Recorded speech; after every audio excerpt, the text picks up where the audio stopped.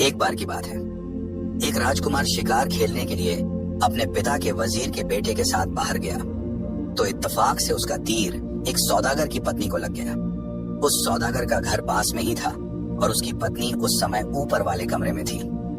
राजकुमार ने वह तीर उस मकान की खिड़की की दीवार पर बैठी एक चिड़िया को मारा था, पर वह तीर जाकर सौदागर की पत्नी को लग गया। राजकुमार को पता ही नहीं था कि उस कमरे में कोई था, वरना वह तीर उस तरफ मारता ही नहीं। ये न जानते हुए कि वहां क्या हुआ था, राजकुमार और वजीर का बेटा दोनों वहां से चले आए। वजीर का बेटा राजकुमार को तसल्ली देता चला आ रहा था क्योंकि उसे निशाना चूक गया था। इत्तेफाक से उसी समय सौदागर अपनी पत्नी से कुछ पूछने गया तो उसने उसको फर्श पर लेटे पाया। देखने में वह मरी जैसी लग रही थी और एक तीर उसके सिर से आधा गज की दूरी पर पड़ा हुआ था। उसको मरा जानकर वह खिड़की की तरफ दौड़ा और चिल्लाया, चोर चोर, उन्होंने मेरी पत्नी को मार दिया। उसका चिल्लाना सुनकर तुरंत ही पड़ोसी वहां इकट्ठा हो गए। उधर उसके नौकर भी यह देखने के लिए ऊपर आ गए कि क्या मामला था। हुआ यह था कि वह स्त्री मरी नहीं थी, केवल बेहोश हो गई थी। बस उसकी छाती पर एक छोटा सा घाव था जहां राजकुमार का तीर छूकर नीचे गिर गया था। जैसे ही वह होश में आई तो उसने बताया कि बाहर दो आदमी थे जिनके हाथों में तीर कमान थे, और जब वह खिड़की के पास खड़ी हुई थी तो उनमें से एक ने उसकी तरफ जानबूझकर उसके ऊपर तीर चलाया था। यह सुनकर सौदागर राजा के पास गया और जो कुछ हुआ था जाकर उसको बताया।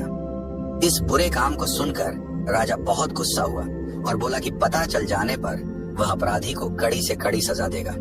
उसने सौदागर को वापस भेज दिया कि वह उससे यह पूछकर उसे बताए कि अगर उसने अपराधी को देखा तो क्या वह उसको पहचान सकेगी।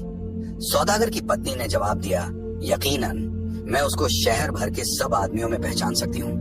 सौदागर जब यह जवाब लेकर राजा के पास पहुंचा तो राजा ने कहा, मैं कल तुम्हारे घर के सामने से इस शहर के सारे आदमियों को जाने के लिए कहूंगा। तुम अपनी पत्नी को अपनी खिड़की के पास खड़ी रहने को कहना, ताकि जब यह नीच काम करने वाला वहां से गुजरे तो वह उसको पहचान ले। अगले दिन इस बात का शाही फरमान निकलवा दिया गया कि शहर के सारे आदमी उस सौदागर के मकान की खिड़की के सामने से होकर गुजरे। सब आदमी जो 10 साल से ऊपर के थे एक जगह इकट्ठा हुए और लाइन बनाकर सौदागर के घर की खिड़की के पास से गुजरे। हालांकि राजकुमार और वजीर का बेटा दोनों ही को इस जुलूस में शामिल नहीं किया गया था, पर इत्तेफाक से वे दोनों भी भीड़ के साथ उसी समय वहां से गुजरे। वे लोग वहां तमाशा देखने के लिए आए थे। जैसे ही वे दोनों उसकी खिड़की के सामने से गुजरे, सौदागर की पत्नी ने उन्हें पहचान लिया और राजा को जाकर बताया। राजा शुरू से ही लोगों के जाते हुए देख रहा था।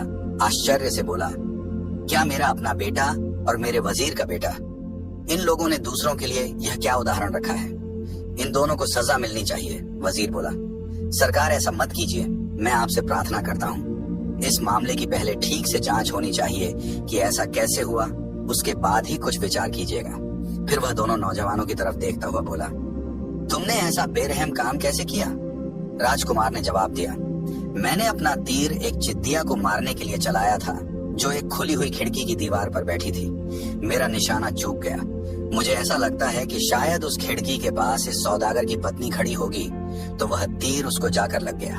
अगर मुझे पता होता कि यह स्त्री या कोई और वहां खड़ा है तो मैं उस दिशा में तीर चलाता ही नहीं। ये जवाब सुनकर राजा बोला, ठीक है, इस बात पर हम बाद में बात करेंगे। शहर के सब लोगों को जाने दो, अब उनकी हमें यहाँ कोई जरूरत नहीं है। शाम को राजा और वजीर दोनों अपने अपने बेटों के बारे में बहुत देर तक बात करते रहे। राजा यह चाहता था कि दोनों को सजा दी जाए, पर वजीर का सोचना यह था कि सजा केवल राजकुमार को ही मिलनी चाहिए। और उसने यह राजा से कहा भी क्योंकि राजा को इस बात पर इतना गुस्सा आ रहा था कि वह अपने बेटे का चेहरा फिर कभी देखना नहीं चाहता था। इसीलिए राजकुमार को देश निकाला दे दिया जाए। फिर आखिर में यही फैसला हुआ और राजकुमार को देश निकाला दे दिया गया। अगले दिन कुछ सिपाही राजकुमार को शहर के बाहर छोड़ने गए। जब वे राज्य की सीमा के पास पहुंच गए तो वजीर का बेटा भी वहां पहुंच गया। वह बहुत जल्दी में आया था। उसके साथ 4 घोड़ों पर सोने की मोहरों के 4 थैले थे। वह राजकुमार के गले में अपनी बाहें डालकर बोला, मैं आ गया हूँ मेरे दोस्त, मैं भी तुम्हारे साथ चलूंगा क्योंकि मैं तुम्हें अकेला नहीं जाने दे सकता। हम लोग साथ साथ रहे हैं तो हम साथ साथ ही देश से बाहर भी जाएंगे और साथ साथ मरेंगे। अगर तुम मुझे प्यार करते हो तो मेहरबानी करके मुझे वापस मत भेजना। राजकुमार बोला, एक बार फिर सोच लो मेरे दोस्त कि तुम क्या कर रहे हो। मुझे कई मुसीबतों का सामना करना DDH सकता है। तुम मेरे साथ अपना देश और अपना घर क्यों छोड़ना चाहते हो। वजीर का बेटा बोला, क्योंकि मैं तुम्हें बहुत प्यार करता हूँ और तुम्हारे बिना कभी खुश नहीं रह सकता। दोनों दोस्त राजकुमार और वजीर का बेटा हाथ में हाथ डाले देश की सीमा से बाहर निकलने के लिए जल्दी जल्दी चल दिए। अपने पिता के राज्य की सीमा पर पहुंचकर राजकुमार ने सिपाहियों को कुछ सोना दिया और उनसे वापस लौट जाने के लिए कहा। सिपाहियों ने राजकुमार से पैसा लिया और वापस लौट गए, पर वे वहां से बहुत दूर नहीं गए, बल्कि कुछ चट्टानों और झाड़ियों के पीछे छिप गए, ताकि वे ये बात यकीन के साथ कह सकें कि राजकुमार वापस नहीं आया। दोनों दोस्त चलते रहे और एक गांव में आ पहुंचे। वह रात उन्होंने वहां लगे एक पट्टे से पेड्डे के नीचे बिताने की सोची। राजकुमार ने आग जलाने की तैयारी की और सोने के लिए बिस्तर तैयार किया, जिसे वे अपने साथ लेकर आए थे। और वजीर का बेटा शाम के खाने का इंतजाम करने के लिए एक बनिए की, एक डबल रोटी बनाने वाले की और एक कसाई की दुकान पर गया। किसी वजह से उसे कुछ देर हो गई, या तो डबल रोटी तैयार नहीं थी या फिर बनिए के पास सारे मसाले नहीं थे। करीब आधे घंटे तक इंतजार करने के बाद राजकुमार का धीरज छूट गया, तो वह उठा और उठकर टहलने लगा और गांव के बाजार की तरफ देखने लगा। उसने देखा कि उनके पेडडीएच के पास से ही एक बहुत साफ सा नाला बह रहा था। उसकी आवाज सुनकर राजकुमार को लगा कि उसको स्रोत वहां से ज्यादा दूर नहीं था, तो वह उसके स्रोत को ढूंढने चल दिया। आगे चलकर उसने देखा कि वह नाला एक बहुत बड़ी झील में से निकल रहा था। उस समय वह झील कमल के फूलों और कई तरह के पानी के पौधों से भरी हुई थी। राजकुमार उस झील के किनारे बैठ गया और क्योंकि उसको प्यास लगी थी, सो पीने के लिए उसने अपने दोनों हाथों में झील का पानी लिया। खुशकिस्मती से उस पानी को पीने से पहले उसने उसे देखा तो उसको उस पानी में एक बहुत ही सुंदर परी की परछाई दिखाई दी। उसने उसको सचमुच में देखने के लिए चारों तरफ देखा तो उसने एक परी को झील के दूसरे किनारे पर बैठा देखा। उसको देखकर तो वह बेहोश होकर गिर पड़ा।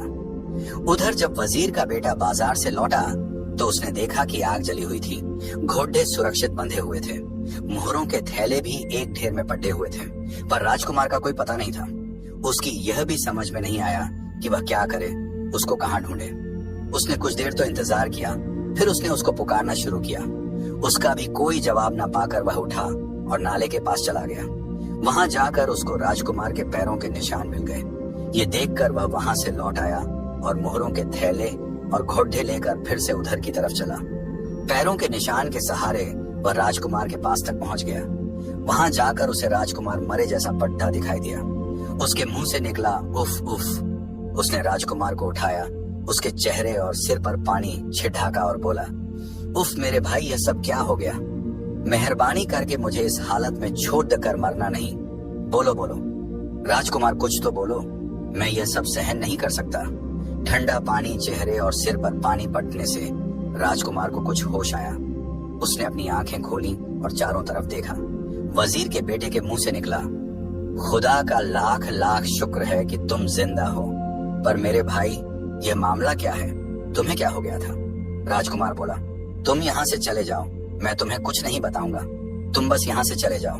वजीर का बेटा बोला, अच्छा ऐसा करते हैं, ये जगह छोड़ देते हैं, यहाँ से कहीं और चलते हैं। देखो मैं तुम्हारे लिए और घोड़ों के लिए कुछ खाना लेकर आया हूँ, चलो खाना खा लो, फिर यहाँ से चलते हैं। राजकुमार बोला, नहीं मैं नहीं जाऊंगा, तुम अकेले ही चले जाओ। वजीर का बेटा बोला, नहीं कभी नहीं, मैं तुमको साथ लिए बिना कहीं नहीं जाऊंगा। तुम्हें क्या हो गया है कि तुम मुझसे इस तरह की बात कर रहे हो? कुछ समय पहले तक तो हम भाई जैसे थे और अब तुम मेरी शक्ल भी देखना नहीं चाहते। राजकुमार बोला, मैंने एक परी देखी है, पर मैंने उसको बस एक पल के लिए ही देखा था। जैसे ही उसने देखा कि मैं उसको देख रहा हूँ, उसने अपना चेहरा कमल की पंखुड़ियों में छिपा लिया। ओह कितनी सुंदर थी वह। जब मैं उसकी तरफ देख रहा था तो उसने अपने कपड़ों के अंदर से हाथी दांत का एक बक्सा निकाला और मेरी तरफ बढ़ा दिया। बस उसी समय मैं बेहोश हो गया। अगर तुम मेरी शादी उस परी से करा दो तो मैं तुम्हारे साथ कहीं भी चलने के लिए तैयार हूँ। वजीर का बेटा बोला, मेरे दोस्त, तुमने सचमुच में एक परी को देखा है। वह तो परियों की भी परी है, वह कोई और नहीं बल्कि शहराज की गुलजार है। मुझे ये बात उसने तुमको जो इशारे किए उनसे पता चली। उसके कमल की पंखुड़ियों से अपने चेहरे को ढकने से उसका नाम पता चला और तुमको हाथी दांत का बक्सा दिखाने से उसके घर का पता चला। थोड़ा धीरज रखो और बाकी की बात तुम मेरे ऊपर छोड़ दो, मैं तुम्हारी शादी उससे करा दूंगा। राजकुमार ने जब अपने दोस्त के ऐसे शब्द सुने तो उसको बहुत तसल्ली हुई। वह उठा और उसने खाना खाया और फिर अपने दोस्त के साथ चला गया। रास्ते में उनको दो आदमी मिले